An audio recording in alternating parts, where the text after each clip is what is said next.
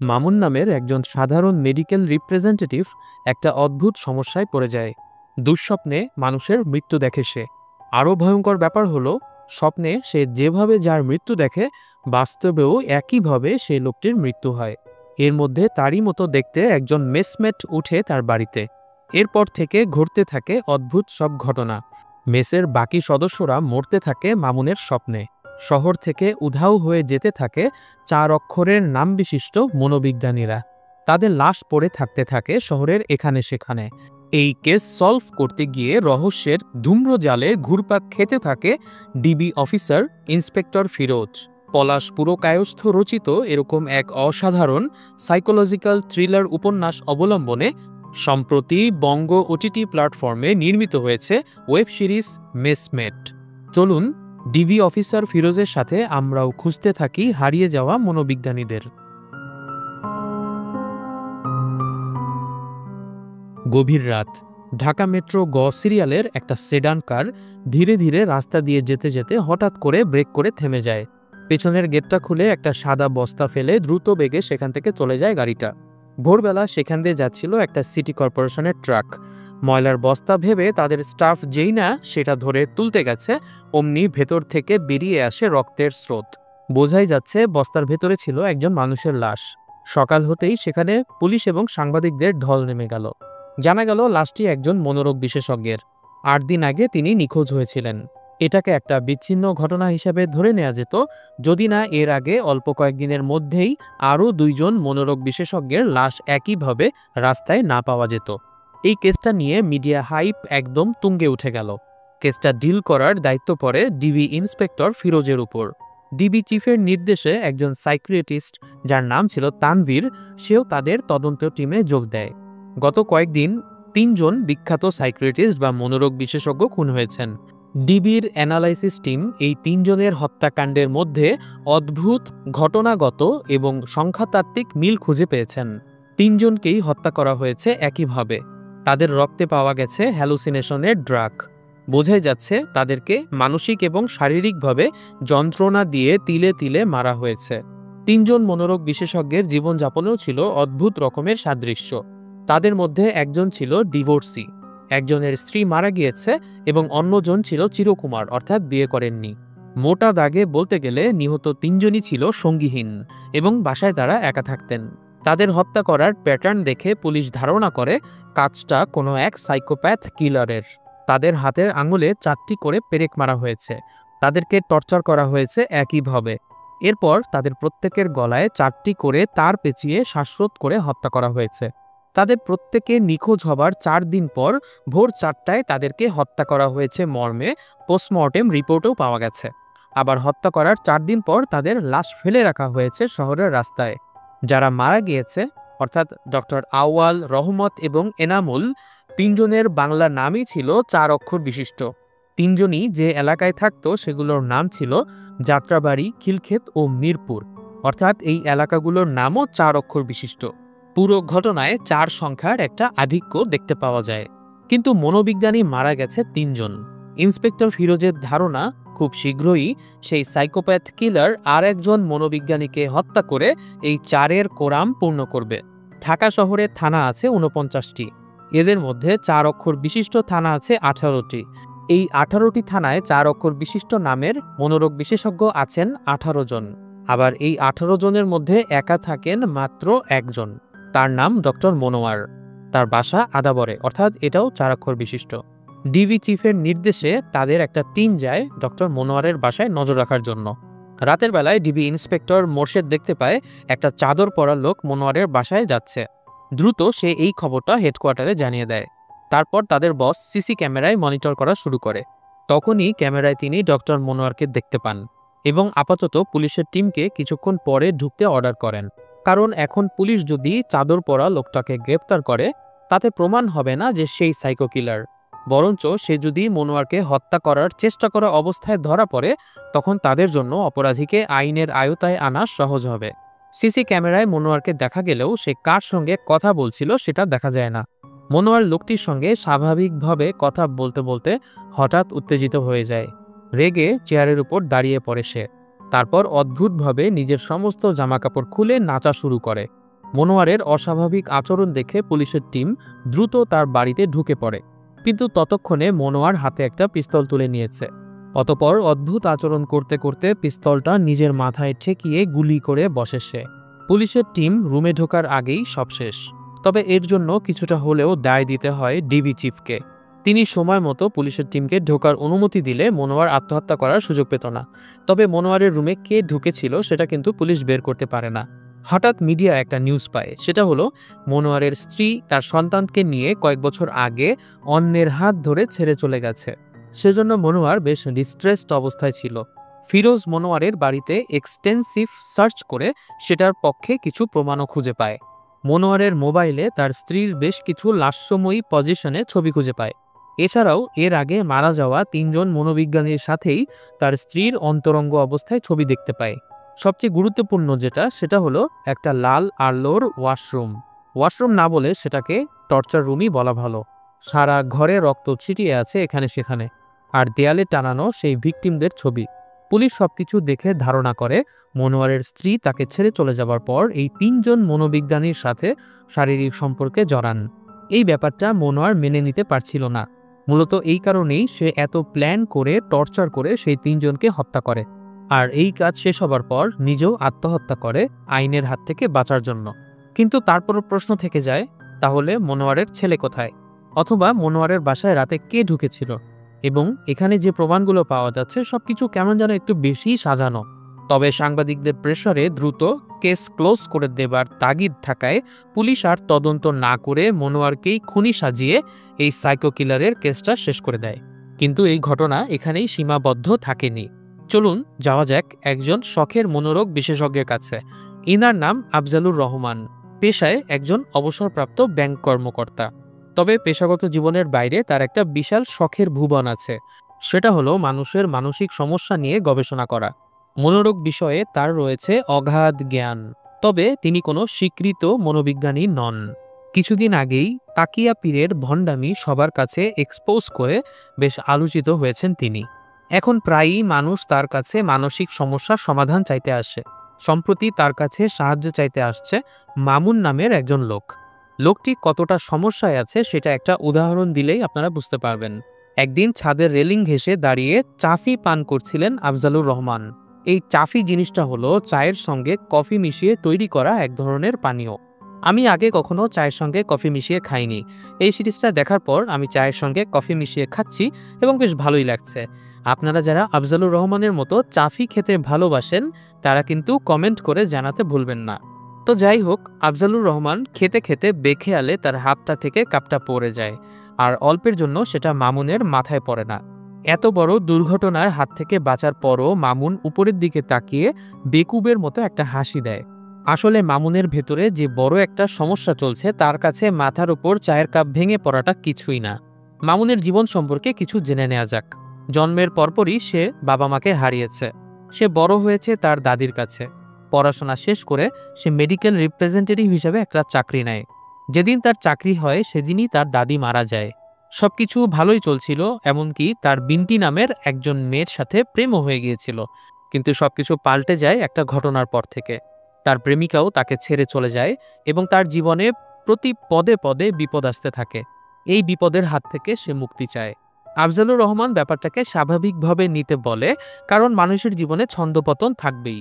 কথায় কথায় তিনি জানতে পারেন মামুনেরও চাফি বেশ পছন্দ। চায়ের সঙ্গে কফি মিশিয়ে খেতে খেতে মামুন এবার তার মূল সমস্যার কথা বলা শুরু করে। সে প্রতিনিয়ত দুঃস্বপ্ন দেখে, তবে স্বাভাবিক দুঃস্বপ্ন নয়। সে তার স্বপ্নে মানুষকে মারা যেতে দেখে, আর যার মৃত্যু যেভাবে দেখে বাস্তবেও তার মৃত্যু ঠিক সেভাবেই ঘটে। এই অদ্ভুত ঘটনা শুনে আফজাল কিছুটা ধাক্কা খায়। প্রশ্ন করে এই স্বপ্ন দেখার ঘটনা কবে থেকে শুরু হয়েছে। মামুন এবার একটা চমকপ্রদ তথ্য দেয়। তার মেসে একজন নতুন মেসমেট এসেছিল। তার মেসমেটের আতরের গন্ধ পাবার পর থেকেই তার স্বপ্ন দেখার সূত্রপাত। মেসমেটের নাম ছিল সালাউদ্দিন। তারা এক রুমে ৩ জন থাকত। এদের মধ্যে একজন চলে যাবার পর মামুন নতুন মেসমেট চেয়ে দেয়ালে বিজ্ঞাপন দেয়। সেখান থেকে তার সঙ্গে যোগাযোগ করে সালাউদ্দিন নামের একজন আসে। সালাউদ্দিন যেদিন তার বাসাতে আসে সেদিন মামুন অদ্ভুতভাবে খেয়াল করে তার চেহারার সঙ্গে সালাউদ্দিনের চেহারার বেশ ভালোই একটা মিল আছে। আর সবচেয়ে অদ্ভুত ব্যাপার হলো সালাউদ্দিন তার মতো হুবহু একই পোশাক পরেছিল। একই রঙের শার্ট, একই রঙের প্যান্ট, চুলগুলোও একইভাবে আঁচড়ানো। হঠাৎ করে সালাউদ্দিনকে দেখে মামুন চমকে গিয়েছিল। তার মনের ভেতরে কেমন একটা কুডাক ডাকছিল। তার সমস্ত শরীর তাকে বলছিল সালাউদ্দিনকে মেসমেট করা যাবে না। কিন্তু কি এক অদ্ভুত আকর্ষণে মামুন সালাউদ্দিনের কাছ থেকে 5 মাসের অগ্রিম ভাড়া রেখে দেয় এবং তাকে মেসমেট হিসাবে জয়েন করতে বলে।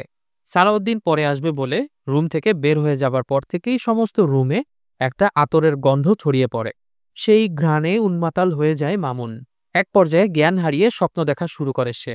স্বপ্নে চারিদিকে ধুধু বালুময় একটা চরের মধ্যে খাটিয়াতে লাশ পড়ে থাকতে দেখে সে। কাছে গিয়ে কাপড় সরালে দেখতে পায় এটা তার রুমেরই আরেক সদস্য জহিরের লাশ। হঠাৎ জহির চোখ খুলে তাকায় এবং তার দিকে আঙ্গুল তাক করে। মামুন স্বপ্নের ভেতরে পালিয়ে যাবার চেষ্টা করে, কিন্তু সাদা শাড়ি পরা একটা মেয়ে তার হাত চেপে ধরে। এই অবস্থায় চারপাশ থেকে অনেকগুলো শিশু কাফনের কাপড় পরা অবস্থায় তাকে ঘিরে ধরে। সকাল থেকে রাত পর্যন্ত মামুন স্বপ্ন দেখে সিজোফ্রেনিয়া রোগীর মতো কাঁপছিল। সে সময়ে তার রুমমেট জহির ঘরে এসে মামুনকে জাগায়। তাড়াতাড়ি তাকে পানি এবং গরম চাফি খেতে দেয়। জহিরও ঘরের ভেতরে আতরের ঘ্রাণ শুকতে থাকে এবং গভীর রাতে হঠাৎ বাইরে একটা সাদা শাড়ি পরা মহিলাকে দেখে ভয় পেয়ে যায়। তবে ব্যাপারগুলোকে জহির ভয় পেলেও অতটা গুরুত্ব দেয় না, কারণ তার পরদিন সকালেই মেস ছেড়ে তার বাড়িতে চলে যাবার কথা ছিল। বাড়ির সবার জন্য উপহার এবং নিজের ছোট মেয়ের জন্য পুতুল কিনে সে ব্যাগ গোছাতে থাকে। সেদিন মামুন তার গার্লফ্রেন্ড বিন্তির সঙ্গে দেখা করতে বাইরে যায়। একা ঘরে যখন জহির ব্যাগ গোছাচ্ছিল তখন সমস্ত রুমের দরজা জানালা খুলে যায় এবং প্রচণ্ডভাবে বাতাস আসতে থাকে। সেই সঙ্গে সমস্ত রুমে ছড়িয়ে পড়ে আতরের ঘ্রাণ। তীব্র ভয় নিয়ে কোনো রকমে তালা লাগিয়ে সেখান থেকে বের হয়ে যায় জহির। বাসে করে সে যেতে থাকে বাড়ির দিকে। সেদিন অনেকক্ষণ অপেক্ষা করার পরেও মামুনের গার্লফ্রেন্ড বিন্তি তার সঙ্গে দেখা করে না। কিছুটা ভগ্ন হৃদয় নিয়ে সে মেসে ফিরে আসে আর দেখে তার নতুন মেসমেট সালাউদ্দিন জামা কাপড় নিয়ে চলে এসেছে। হঠাৎ মামুনের ফোনে একটা কল আসে। জহিরের চাচা ফোন করেছে। জহির বাড়ি যাবার পথে বাস থেকে নামার পরেই একটা প্রাইভেট কার তাকে চাপা দেয় এবং ঘটনাস্থলেই তার মৃত্যু হয়। মামুন জহিরকে শেষবারের মতো দেখতে যায়। ঠিক তার স্বপ্নের মতো করেই একটা খাটিয়ার উপর জহিরের লাশ রেখে দেয়া ছিল, সাদা চাদর দিয়ে ঢেকে। তার স্বপ্ন সত্যি হয়ে যাবার এটাই ছিল প্রথম ঘটনা। এতটুকু বলে সেদিনের মতো সেশন শেষ করে মামুন। কাউন্সেলিংয়ের জন্য মনোরোগ বিশেষজ্ঞরা রোগীর সঙ্গে কিন্তু একদিনেই সব কথা সারেন না। তারা কয়েকটি সেশনে রোগীর পুরো কেস হিস্ট্রি শুনে থাকেন প্রথমে। তো সেদিনের মতো মামুন তার সমস্ত কথা বলে চলে যায়। আফজাল সাহেবের স্ত্রী মারা যাবার পর থেকে তার বাড়িতে দেখাশোনার কাজ করত হাসমত নামের একটি ছেলে। মামুন চলে যাবার পর সেদিন রাতে হঠাৎ হাসমত ওয়াশরুম থেকে বের হয়ে পানি খেতে গিয়ে আতরের গন্ধ পায়। আফজালের কাছে ব্যাপারটা খুবই মিস্ট্রিয়াস লাগে। এতক্ষণ পর্যন্ত এই আতরের গন্ধ বা স্বপ্ন দেখার ব্যাপারটাকে মামুনের মনের ভ্রম ভাবছিল আফজাল সাহেব। এখন এই আতরের গন্ধ পাবার পর পুরো ব্যাপারটা তাকে নতুন করে ভাবানো শুরু করে। আফজাল সাহেব পুরো ব্যাপারটা আরও ভালোভাবে ইনভেস্টিগেট করার জন্য বিন্তির খোঁজ করতে যায়। বিন্তি ছিল ত্রিশাল মেডিকেল সেন্টার বা টিএমসি হাসপাতালের একজন রিসেপশনিস্ট। তবে গত 3 মাস ধরে সে হাসপাতালে আসছে না। আফজালুর রহমান বিন্তির খোঁজে হাসপাতালের ডাইরেক্টরের সঙ্গে কথা বলে, তবে প্রোটোকলের কথা বলে ডাইরেক্টর তাকে কোনো ইনফরমেশন দেন না। তবে বেরিয়ে যাওয়ার সময় বর্তমানে রিসেপশনে যে মেয়েটা আছে সে কৌশলে আফজালের হাতে একটা কাগজ দেয়, যেখানে সে বিন্তির ফোন নাম্বার দিয়ে লেখে সম্ভবত বিন্তির অনেক বিপদ। আফজালুর রহমান সেই লেখাটা পড়তে পড়তে হাসপাতাল থেকে বের হয়। তারপরই হঠাৎ করে সামনে কাউকে দেখে সে চমকে যায়, আর এরপর থেকেই সে নিখোঁজ। এর একদিন পর তার মিসিং রিপোর্ট লেখাতে থানায় যায় আফজালুর রহমানের মামাতো বোনের ছেলে জুবায়ের।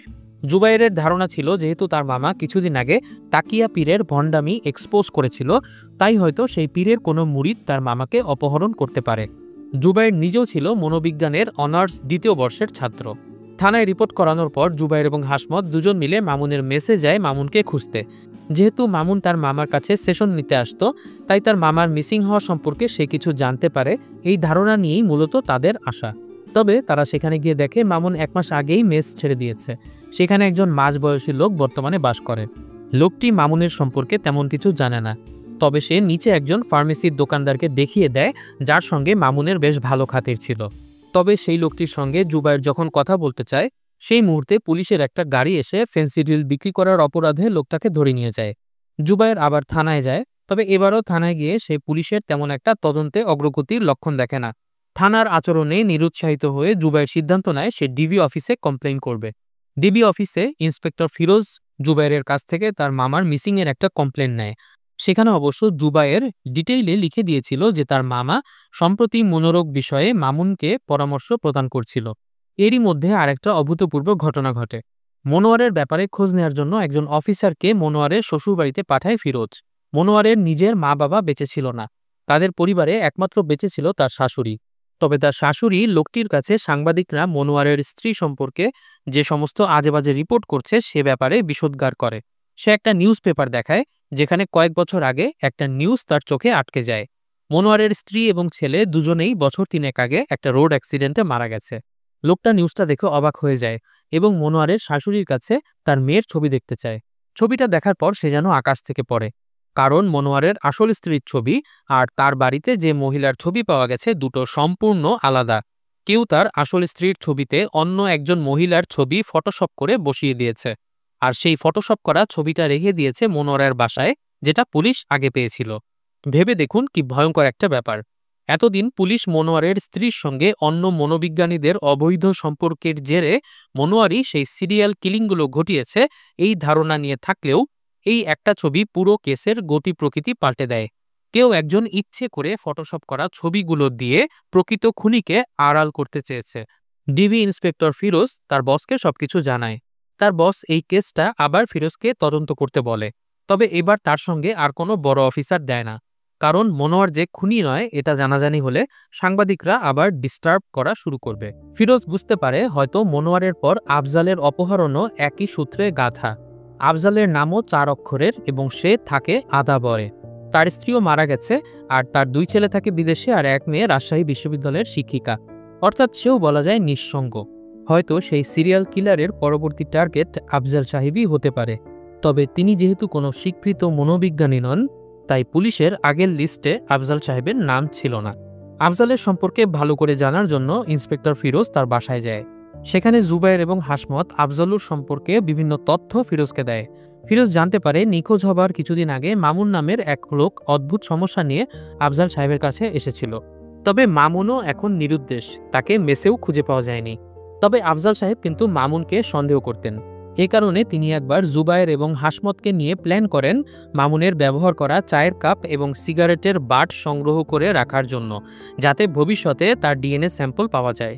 মূলত মামুনের কথাগুলো আফজাল সাহেবের কাছে একটু বেশি অতিরঞ্জিত এবং নিজের বানানো বলে মনে হয়েছিল। দুঃস্বপ্ন হিসেবে তার গল্পগুলো একটু বেশি সাজানো গোছানো লাগছিল। মানুষ সাধারণত দুঃস্বপ্নগুলো দেখে এবং সেগুলো বেশ অগোছালো হয়, তবে মামুনের স্বপ্নগুলো ছিল অনেক গোছালো। এই জন্যই মামুনের প্রতি আফজাল সাহেবের সন্দেহ সৃষ্টি হয়েছিল। তাই একদিন প্ল্যান করে মামুন আসার পর গল্প করতে করতে তার চাফি খাওয়ার কাপটা না ধুয়ে আলাদা করে রেখে দেয় জুবায়ের। আবার তার বাইরে খাওয়া সিগারেটের বাটটাও পলিথিন ব্যাগে পুরে নেয় তারা। মামুন যখন আফজাল সাহেবের সঙ্গে কথা বলতো সব ফোনে রেকর্ড করে রেখেছিল জুবায়ের। তবে সিগারেটের ফিল্টার কালেক্ট করার পর কিছু বৈসাদৃশ্য খুঁজে পান আফজাল সাহেব। মামুন বলেছিল সে খায় বেনসন সিগারেট আর তার মেসমেট সালাউদ্দিন খায় গোল্ড লিফ। তবে তারা সেদিন মামুনের খাওয়া সিগারেটটা পর্যবেক্ষণ করে দেখে সেটা ছিল গোল্ড লিফ। অর্থাৎ তার কথার সঙ্গে এই ঘটনার কোনো মিল ছিল না। মামুন সেদিনের সেশনে তার গার্লফ্রেন্ডের ব্যাপারে বলে। সে জানায় তাকে না জানিয়ে বিনতি বিয়ে করে ফেলেছিল। এই ঘটনা বলে মামুন কেঁদে দেয়। আফজাল সাহেবের কেন যেন এই বিনতির ব্যাপারটাতে কিছুটা সন্দেহ ছিল। হতে পারে এই বিনতি চরিত্রটা মামুনের বানানো, অথবা সত্যিকার জীবনের বিনতি মানুষটা মামুনের ওয়ান সাইডেড লাভ। সেটার খোঁজ করতেই মূলত আফজাল সাহেব ত্রিশাল মেডিকেল সেন্টারে যান, যেখানে বিনতি কাজ করত। ফিরোজ মামুন এবং আফজাল সাহেবের কথোপকথনের রেকর্ড শুনে জানতে পারে বিনতি কোথায় কাজ করত। তারপর তারা ত্রিশাল মেডিকেল সেন্টারে যায় এবং হাসপাতালের ডাইরেক্টরের কাছ থেকে বিনতির ডিটেলস নিয়ে নেয়। বিনতির এক কলিগ জানায় বিনতি শেষ যখন অফিস করেছিল তখন সে তাকে বলেছিল কেউ তাকে ফলো করে। এরপরেই বিনতির বিয়ে হয়ে যায়। বিনতির বিয়ের মাত্র 1 মাস পরে তার স্বামী কার অ্যাক্সিডেন্টে মারা যায়। এরপর থেকে তারা বিনতির আর কোনো খোঁজ নেয়নি। ফিরোজ বিনতির ফোনে কল করে দেখতে পায় নাম্বারটা আউট অফ নেটওয়ার্ক। এর মধ্যে হেডকোয়ার্টার থেকে খবর আসে আফজালুর রহমানের মোবাইল ট্র্যাক করে দেখা গেছে তার লাস্ট লোকেশন এই হাসপাতালের আশেপাশেই ছিল। কিন্তু হাসপাতালের আশেপাশে তেমন তারা কোনো লোকালয় দেখতে পায় না। আবার সেই এলাকার রাস্তার সিসি ক্যামেরাটাও নষ্ট হয়ে যাওয়ায় আফজাল সাহেব সেদিন কোন দিকে গিয়েছিল সেটা জানা সম্ভব হয় না। এই সময়ে জুবাইরের মাথায় একটা বুদ্ধি আসে। আমরা আগেই জেনেছি আফজালুর রহমান চাফি খেতে খুব ভালোবাসতেন। এই হাসপাতালে এসে অবশ্যই আশেপাশে কোথাও তিনি চাফি খেয়েছেন। তখন তারা আশেপাশের চায়ের দোকানে খোঁজ করতে থাকে গত শুক্রবারে কেউ এখানে এসে দোকানে চাফি খেয়েছে কিনা। এর মধ্যে ফিরোজের মোবাইলে হেডকোয়ার্টার থেকে মামুনের একটা ছবি পাঠানো হয়। সে যেখানে চাকরি করত সেখান থেকে তার ডিটেইলস এবং ছবি কালেক্ট করা হয়েছে। তারা একটা দোকান খুঁজে পায় যে দোকানে চাফি বিক্রি করা হয়। সেই দোকানদারকে ফিরোজ যখন মামুনের ছবি দেখায় তখন সে জানায় সে মামুনকে খুব ভালোভাবেই চেনে এবং মামুন এই দোকানের রেগুলার কাস্টমার। কিন্তু পুলিশ রেকর্ডে মামুনের ছবি দেখে জুবায়ের চমকে যায়, কারণ যে লোকটি মামুন পরিচয় দিয়ে তাদের বাসায় আসতো এবং আফজালুর রহমানের সঙ্গে কথা বলতো তার সঙ্গে পুলিশ রেকর্ডের এই মামুনের চেহারার কোনো মিল নেই। ফিরোজ তখন দ্রুত ডিবি অফিস থেকে একজন স্কেচ আর্টিস্টকে ডেকে আনে। জুবায়েরের কথা মতো সেই স্কেচ আর্টিস্ট তাদের বাড়িতে যে লোকটি আসতো তার একটা ছবি আঁকে। সেই ছবি দেখে দোকানদার তাকেও চিনতে পারে। দোকানদার জানায় এই লোকটি হলো সালাউদ্দিন, যে কিনা ছিল মামুনের মেসমেট। সবকিছু কেমন যেন তালগোল পাকিয়ে যেতে থাকে। তার মানে মামুনের মেসমেট সালাউদ্দিনই মামুনের গল্প বলতে মামুনের পরিচয় নিয়ে আফজাল সাহেবের বাড়িতে আসতো। শুক্রবারে রাতের বেলা সালাউদ্দিন যখন এসেছিল এই দোকানে, তখন সেই দোকানদারের ছোট ভাই রবিন উপস্থিত ছিল। তার কাছ থেকে ফিরোজ জানতে পারে শুক্রবারে আফজাল সাহেব সালাউদ্দিনের সাথেই এখানে চাফি খেতে এসেছিল। আসলে সেদিন হাসপাতালে বিনতির খোঁজ করে বের হবার পর আফজাল সাহেবের সঙ্গে সালাউদ্দিনের দেখা হয়েছিল। এতক্ষণ আমরা যাকে মামুন বলে জেনেছি সে আসলে সালাউদ্দিন ছিল। সালাউদ্দিনকে দেখে আফজাল সাহেব কিছুটা চমকে যায়, কারণ সে তাকে না জানিয়ে বিনতির খোঁজ করতে এখানে এসেছিল। সালাউদ্দিনও সেটা বুঝতে পারে, তবে সে আফজালকে কিছু না বুঝতে দিয়ে তাকে চাফি খাওয়ানোর অফার করে। তারা যখন চাফি খাচ্ছিল তার কিছুক্ষণের পরেই হঠাৎ করে আফজাল সাহেব অজ্ঞান হয়ে যায়, কারণ সালাউদ্দিন আফজাল সাহেবের চাফিতে ঘুমের ওষুধ মিশিয়ে দিয়েছিল। তখন আশেপাশের দোকানের সব মানুষজন এখানে চলে এসেছিল। সালাউদ্দিন আফজাল সাহেবকে হাসপাতালে নেয়ার জন্য সেখান থেকে একটা সিএনজি নিয়ে নেয়। এরপর ফিরোজরা সেখানে সিএনজি স্ট্যান্ডে থাকা সবাইকে সালাউদ্দিনের ছবি দেখে খুঁজতে থাকে কে সেদিন রাতে আফজাল সাহেবকে নিয়ে গিয়েছিল। সেখান থেকে তারা একজনের কাছে জানতে পারে শামসু নামের একজন সিএনজিওয়ালার সিএনজিতে করে সালাউদ্দিন আফজাল সাহেবকে নিয়ে গিয়েছিল। সেই শামসুর বস্তিতে পুলিশ পাঠায় ফিরোজ। পুলিশ শামসুর স্ত্রীর মাধ্যমে তার খোঁজ পায়। শামসু অবশ্য তখন মাতাল হয়ে জুয়ার আসরে মত্ত ছিল। সেখান থেকে পুলিশ তাকে উঠিয়ে নিয়ে আসে। এই শামসুকে কিন্তু জুবায়ের দেখেছিল আগে। যেদিন আফজাল সাহেব হারিয়ে যায় তারপরে যখন জুবায়ের থানায় রিপোর্ট করাতে যায় তখন এই শামসুকে দেখেছিল সে। শামসুও সেদিন থানায় গিয়েছিল তার হারানো মোবাইলের ব্যাপারে জিডি করতে। আফজাল সাহেবকে নিয়ে যাবার পরেই শামসুর মোবাইলটা হারিয়ে যায় এবং সে থানায় গিয়েছিল সেই হারানো মোবাইলে রিপোর্ট করানোর জন্য। এদিকে আমরা আফজাল সাহেবকে দেখি বন্দি অবস্থায় সালাউদ্দিনের কাছে আছে। সালাউদ্দিন তাকে একটা পুরাতন বাড়িতে এনে বন্দি করে রেখেছে। তার সামনেই বন্দি অবস্থায় আছে তার মেসমেট আসল মামুন। সে আফজাল সাহেবকে বেঁধে রেখে ব্রেনের খেলা খেলতে চায়। আমরা বুঝতে পারি সালাউদ্দিনই সেই সিরিয়াল কিলার যে মনোরোগ বিশেষজ্ঞদের ধরে এনে তাদেরকে হত্যা করে। আফজাল সাহেব নিখোঁজ হয়েছেন তার চতুর্থ দিন আজ, আর চতুর্থ দিন হিসাব মতো আজ ভোর 4টাতেই তাকে হত্যা করার কথা সালাউদ্দিনের। তবে হত্যা করার আগে অন্যান্যদের মতোই আফজালকেও টর্চার করতে থাকে সে। সালাউদ্দিন জানায় আফজাল সাহেব যে তাকে সন্দেহ করছে সেটা সে আগেই বুঝতে পেরেছিল। আফজাল সাহেবের কাপ নেয়া বা সিগারেটের ফিল্টার নেয়া সবকিছুর ব্যাপারেই সে ওয়াকিবহাল ছিল। আফজাল সাহেব অবশ্য সালাউদ্দিনকে জানায় প্রথম থেকেই তার উপরে আফজাল সাহেবের সন্দেহ ছিল। প্রথম দিন সে যখন বাড়িতে এসেছিল তখন ইচ্ছে করেই আফজাল সাহেব তার সামনে চায়ের কাপটা ফেলে দিয়েছিল। তখন সালাউদ্দিন তার দিকে তাকিয়ে যেভাবে হেসেছিল সেই হাসি দেখেই আফজাল সাহেব বুঝতে পেরেছিল সালাউদ্দিন একটা সাইকোপ্যাথ, কারণ কোনো স্বাভাবিক মানুষ এত বড় একটা দুর্ঘটনার হাত থেকে বেঁচে যাবার পর এরকম করে হাসি দেবে না। সালাউদ্দিন তখন আফজাল সাহেবকে পাল্টা জানায় সে হেসেছিল কারণ ঢোকার আগেই সে আফজাল সাহেবের দুর্বলতা জানতে পেরে গিয়েছিল। আফজাল সাহেব যে কাপটা ফেলে দিয়েছিল সেই কাপ থেকে ছিটকে পড়া চায়ের গন্ধ শুকেই সালাউদ্দিন বুঝতে পেরেছিল আফজাল সাহেব চায়ের সঙ্গে কফি মিশিয়ে চাফি খায়। এরপর সে নিজেও গল্প ফেদে বসে যে সেও চাফি খেতে পছন্দ করে, আর এখান থেকেই আফজাল সাহেবের সঙ্গে তার ঘনিষ্ঠতা বাড়ে।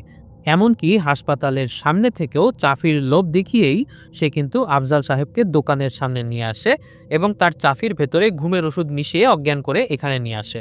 আবার আফজাল সাহেব জানায় সালাউদ্দিন সেদিন তার বাড়ির ওয়াশরুম ব্যবহার করে টয়লেটের ফ্লাশের পানিতে যে আতর মিশিয়ে রেখেছিল সেটাও সে জানত। তাই ফ্লাশ করার পর হাসমত পানি খেতে গিয়ে যখন আতরের গন্ধ পায় তখন সে অবাক হয়ে যায়। এভাবে ব্রেনের খেলা চলতে থাকে। সালাউদ্দিন আফজাল সাহেবের ব্যাপারে একটা কথা বলে তো আফজাল সাহেব সালাউদ্দিনের ব্যাপারে একটা কথা বলে। এ যেন কে কাকে বোকা বানিয়েছে সেটার একটা কম্পিটিশন চলছে। এদিকে শামসুকে নিয়ে আর একটা হাসপাতালের সামনে আসে ফিরোজ। শামসুল জানায় সেদিন রাতে সিএনজিতে করে তারা এই হাসপাতালের সামনে আসে। তবে সালাউদ্দিন কিন্তু আফজাল সাহেবকে হাসপাতালের ভেতরে ঢুকায়নি। সে সিএনজিওয়ালার কাছ থেকে মোবাইল নিয়ে একটা নাম্বারে ফোন করে। তার কিছুক্ষণ পর সেখানে একটা লাল গাড়ি চলে আসে।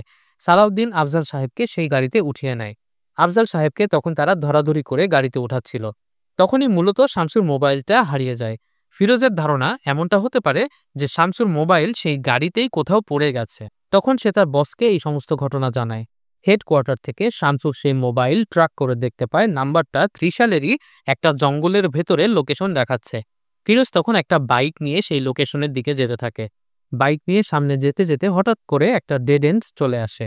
সে সামনে একটা খাল দেখতে পায়। এই মুহূর্তে বাইক নিয়ে ওই পারে যাবার কোনো উপায় নেই, আর ঘুরে অন্য রাস্তা দিয়ে যেতে গেলে অনেক সময় লাগবে।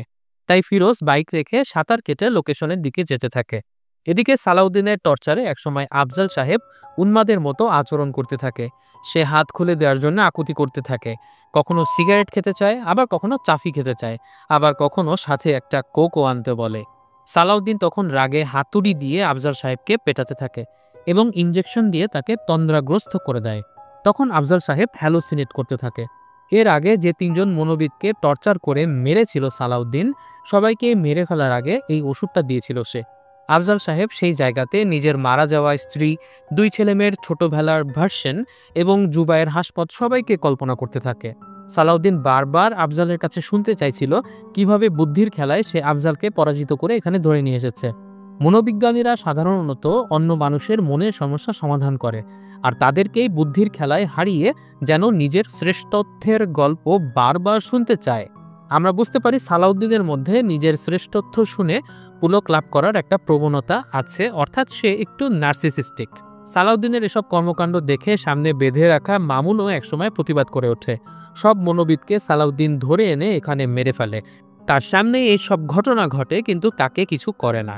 তাহলে মামুনকে সেইখানে বেঁধেই বা কেন রেখেছে, আর ছেড়েই বা কেন দিচ্ছে না? এসব কথা শুনে মামুন সালাউদ্দিনকেও আঘাত করে চুপ করিয়ে দেয়। সালাউদ্দিন আফজালকে গত 3 রাত তার সঙ্গে কি হয়েছে সেগুলো বলতে বলে। বলতে পারলে থাকবে পুরস্কার, আর না বলতে পারলে কি হবে সেটার ডেমো দেখানোর জন্য একটা পেরেক আফজালের হাতের উপর বসিয়ে হাতুড়ি দিয়ে বাড়ি মারে সালাউদ্দিন। তারপরও আফজাল সাহেব চুপ করে থাকলে তার পিঠে হাতুড়ির একবারই ধা করে বসিয়ে দেয় সে। এভাবে একদিক থেকে আফজাল সাহেবকে মারধর করতে থাকে সালাউদ্দিন, আর অন্য দিক থেকে ফিরোজ ধীরে ধীরে লোকেশনের দিকে পৌঁছাতে থাকে। প্রায় 4টা বেজে গেছে। সালাউদ্দিন আফজাল সাহেবের চুলগুলো ব্যান্ড দিয়ে বেঁধে দেয়, কারণ এখন সে তার সেই 4টা তার দিয়ে আফজাল সাহেবের গলায় ফাঁসি পরিয়ে হত্যা করবে অন্য সব মনোবিদদের মতো। ফিরোজ কিন্তু ছুটতে ছুটতে সেই লাল গাড়িটা খুঁজে পেয়েছে। তার সন্দেহই ঠিক, সিএনজি ড্রাইভার শামসুর মোবাইলটা এই গাড়ির ভেতরেই পড়েছিল, তাই লোকেশন ট্রেস করে সে গাড়িটা খুঁজে পেয়েছে। শামসুর মোবাইল থেকে ডায়াল করা লাস্ট নাম্বারটা, অর্থাৎ যে নাম্বারটা ফোন করে সালাউদ্দিন এই গাড়িটাকে ডেকেছিল, সেই নাম্বারটা দ্রুত ট্র্যাক করতে বলে ফিরোজ। হেডকোয়ার্টার থেকে দেখা যায় সেই নাম্বারটা সেখান থেকে একটু দূরে পরিত্যক্ত একটা বাড়িতে বিপ করছে। ফিরোজ বুঝে যায় ওই বাড়িতেই আফজাল সাহেবকে লুকিয়ে রাখা হয়েছে। কিন্তু ততক্ষণে প্রায় 4টা বেজে গেছে।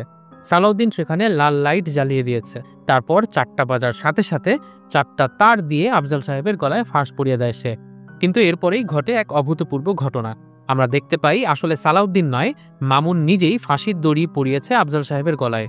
মনোবিজ্ঞানের কোনো ডিগ্রি না থাকলেও আফজাল সাহেব যে মানুষের মনের উপর কতটা দখল রাখেন সেটা তার পরের ঘটনা থেকে বোঝা যায়। পুরো ব্যাপারটা একটু পেছন থেকে বলা যাক। সালাউদ্দিন যখন অনেক ছোট ছিল তখন তাকে একটা ভয়ঙ্কর বাজে ঘটনা নিজের চোখের সামনে দেখতে হয়েছিল। সালাউদ্দিনের মার ডিপ্রেশনের সমস্যা ছিল। তিনি কাউন্সিল নেয়ার জন্য ডক্টর আসগর নামের একজন মনোরোগ বিশেষজ্ঞের কাছে যেতেন। খেয়াল করে দেখুন, এই আসগরের নামেও 4টি অক্ষর ছিল। ডক্টর আসগর সিঙ্গেল ছিলেন এবং তিনি খুব ভালো করেই জানতেন কিভাবে মেয়েদের মানসিক দুর্বলতার সুযোগ নিয়ে তাদেরকে নিজের উপরে দুর্বল করা যায়। ফলে মহিলাটি ধীরে ধীরে ডক্টর আসগরের ওপর ফল করে এবং একসময় তারা শারীরিকভাবে ঘনিষ্ঠ হয়ে যায়। সালাউদ্দিনের বাবা একসময় ব্যাপারটা বুঝতে পারেন এবং তিনি ডক্টর আসগরের চেম্বারে গিয়ে তার স্ত্রীকে হাতে নাতে ধরে ফেলেন। সেই মুহূর্তের উত্তেজনায় তিনি নিজের রাগকে কন্ট্রোল করতে না পেরে তার ব্যক্তিগত বন্দুক দিয়ে ডক্টর আসগরকে গুলি করে মেরে ফেলেন। নিজের প্রেমিকের মৃত্যুকে তার স্ত্রী স্বাভাবিকভাবে নেয় না এবং সেও ডক্টর আসগরের পিস্তল বের করে তার স্বামীকে গুলি করে মারে। কিন্তু তিনি জানতেন না তার স্বামী একা আসেনি, সঙ্গে তার সন্তানকেও নিয়ে এসেছে। তার সন্তান চোখের সামনে নিজের পিতার মৃত্যু দেখে চিৎকার করে ওঠে। তখন তার স্ত্রী নিজেও পিস্তল কপালে ঠেকিয়ে আত্মহত্যা করে। অর্থাৎ ছোট্ট সেই শিশুটিকে অল্প সময়ের মধ্যে কতগুলো নির্মম অভিজ্ঞতার সম্মুখীন হতে হয়। প্রথমত নিজের মায়ের পরকীয়া, দ্বিতীয়ত নিজের বাবার হাতে ডাক্তারের খুন হওয়া, তৃতীয়ত নিজের মায়ের হাতে বাবার খুন হওয়া এবং চতুর্থত নিজের মায়ের সুইসাইড। দেখুন, এই 4টি ঘটনা তার সঙ্গে ঘটে। এখান থেকেই সম্ভবত সেই 4-এর চক্র শুরু হয়। এরপর থেকেই মূলত শিশুটি মনের মধ্যে মনোরোগ বিশেষজ্ঞদের প্রতি এক অদম্য ঘৃণা নিয়ে বড় হয়, বিশেষ করে ডক্টর আসগরের মতো যাদের নাম 4 অক্ষর বিশিষ্ট এবং যারা সিঙ্গেল লাইফ লিড করে তাদের প্রতি তার ঘৃণা বৃদ্ধি পায়। সালাউদ্দিন মনোরোগ বিশেষজ্ঞদের সাথে টেক্কা দেওয়ার জন্য নিজেও মনোরোগের উপর বিস্তর পড়াশোনা করে এবং দক্ষতা লাভ করে। মেসে ওঠার পর থেকে সে মামুনের মনের উপর প্রভাব বিস্তার করা শুরু করে। আপনারা শেয়ার্ড হ্যালুসিনেশন টার্মটা অনেকেই শুনে থাকবেন। শেয়ার্ড হ্যালুসিনেশন হচ্ছে এক ধরনের ভ্রম বা ভ্রান্তি যেটা একসঙ্গে থাকা মানুষদের মধ্যে সমভাবে প্রভাব বিস্তার করে। সালাউদ্দিনের মনের ভেতরে যে সাইকোপ্যাথ কিলারের জন্ম হয়েছিল সেই ধারণাটা আস্তে আস্তে সে মামুনের ভেতরেও ট্রান্সফার করতে থাকে। ধীরে ধীরে সে মামুনকে সম্মোহিত করে নিজের দলে নিয়ে আসে। মামুনকে হিপনোটাইজ করার পর তাকে দিয়ে সে বিভিন্ন ধরনের অপকর্ম করাতো। মামুন যতক্ষণ ভালো থাকতো ততক্ষণ সে দ্বিধার মধ্যে থাকতো, আর যখন তাকে সম্মোহিত করে ফেলা হতো তখন সে সালাউদ্দিনের সহকারী হিসেবে কাজ করত। এভাবে করেই মামুনের সহায়তায় সালাউদ্দিন আগের 4 জন মনোবিজ্ঞানীকে হত্যা করে। ডক্টর মনোয়ারকে সম্মোহিত করে তাকে নিজেকে দিয়েই নিজেকে গুলি করায় সে। আফজাল সাহেবকে যখন সে টার্গেট করে তখন শুরুতে সে তার ক্লোজ হবার জন্য মামুন সেজে তার সঙ্গে সেশন নেওয়া শুরু করে। ধীরে ধীরে তার দুর্বলতা সম্পর্কে জানতে পারে সে এবং তাকে ট্র্যাপড করে ফেলে। সেদিন টিএমসি হাসপাতাল থেকে সিএনজি করে যাবার পর সালাউদ্দিন মামুনকে ফোন দিয়ে গাড়ি আনায় এবং সেই গাড়িতে করে আফজাল সাহেবকে অপহরণ করে। এক পর্যায়ে মামুন নিজেও এই পুরো ব্যাপারটা এনজয় করা শুরু করে। ওই যে বলেছিলাম শেয়ার্ড হ্যালুসিনেশনের কথা। একসাথে থাকতে থাকতে সালাউদ্দিনের ভেতরের মনোবিজ্ঞানীদের প্রতি যে ঘৃণা সেটা মামুনের ভেতরেও ট্রান্সফার হয়। আফজাল সাহেবকে টর্চার করার পর যখন তাকে মেরে ফেলার সময় আসে তখন সালাউদ্দিন মামুনকে আবার সম্মোহিত করে এবং তাকে নির্দেশ দেয় 4টা বাজলে আফজাল সাহেবের গলায় ফাঁস দিয়ে মেরে ফেলতে। সালাউদ্দিন চাইছিল পুরো ব্যাপারটা মামুন করুক যাতে পরবর্তীতে মামুনের উপরে দায় চাপিয়ে দিতে পারে সে।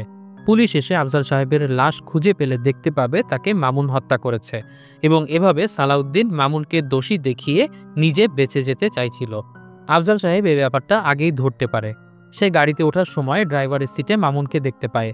মামুন যখন আফজাল সাহেবকে ফাঁস দেওয়ার প্রস্তুতি নিচ্ছিল সেই মুহূর্তে তিনি নিজের জ্ঞানের একটা ঝলক দেখান।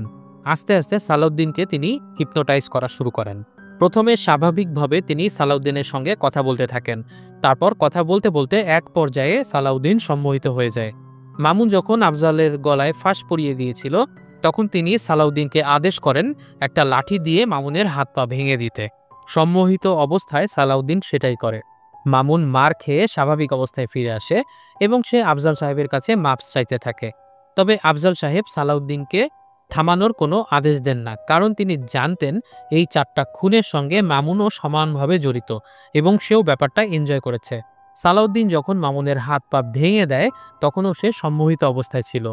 আফজাল সাহেব এবার তাকে অর্ডার করে বাড়ির ছাদে গিয়ে লাফ দিয়ে পড়তে। সম্মোহিত অবস্থায় মামুনের চিৎকার উপেক্ষা করে সালাউদ্দিন বাড়ির ছাদে যায় এবং মাথা নিচের দিকে রেখে লাফ দিয়ে মারা যায়। সেই মুহূর্তে ফিরোজ সেখানে চলে আসে। ওপর থেকে সে সালাউদ্দিনকে পড়তে দেখে ঠিকই, কিন্তু তার পক্ষে আর কিছুই করার ছিল না। সালাউদ্দিনকে চোখের সামনে মরে যেতে দেখে ইন্সপেক্টর ফিরোজ। এখানেই মেসমেট ওয়েব সিরিজের প্রথম সিজন শেষ হয়। প্রথম সিজন শেষে অনেক কিছুই এখনও অস্পষ্ট এবং দর্শকের মনে অনেক ধরনের প্রশ্ন থাকবে, এটাই স্বাভাবিক।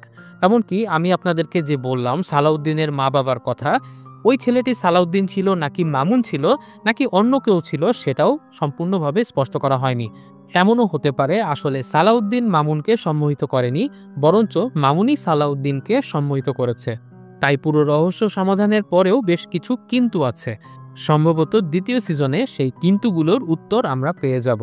তবে সব মিলিয়ে শুরু থেকে শেষ পর্যন্ত আমার কাছে মেসমেট সিরিজটি খুবই চমৎকার লেগেছে। বাংলা ভাষায় সাইকোলজিক্যাল থ্রিলারের সাথে অ্যাকশন মিলিয়ে এরকম কন্টেন্ট খুব একটা দেখা যায় না। থ্রিলার লাভারদের জন্য এই সিরিজটা একটা মাস্ট ওয়াচ। কিছুদিন আগে আমি আমার চ্যানেলে শেয়ার্ড হ্যালুসিনেশন নিয়ে আরেকটি ওয়েব সিরিজ রিভিউ করেছিলাম, যেটার নাম ছিল চক্র। আপনারা যারা দেখেননি তারা দেখে নিতে পারেন, আশা করি ভালো লাগবে। আজকের মতো ভিডিওটি এখানেই শেষ করছি। মেসমেট ওয়েব সিরিজে যেমন 4-এর আধিক্য ছিল, তেমনি এই ভিডিওটি ভালো লাগলে আপনারাও 4টি কাজ করতে পারেন। সেটা হলো ভিডিওটি ভালো লাগলে লাইক করুন, কমেন্ট করে উৎসাহিত করুন, বন্ধুদের সাথে ভিডিওটি শেয়ার করুন এবং এরকম আরও ভিডিও দেখতে চাইলে আমাদের চ্যানেলটি সাবস্ক্রাইব করুন। সবাই অনেক ভালো থাকবেন, সুস্থ থাকবেন এই কামনায় বিদায়।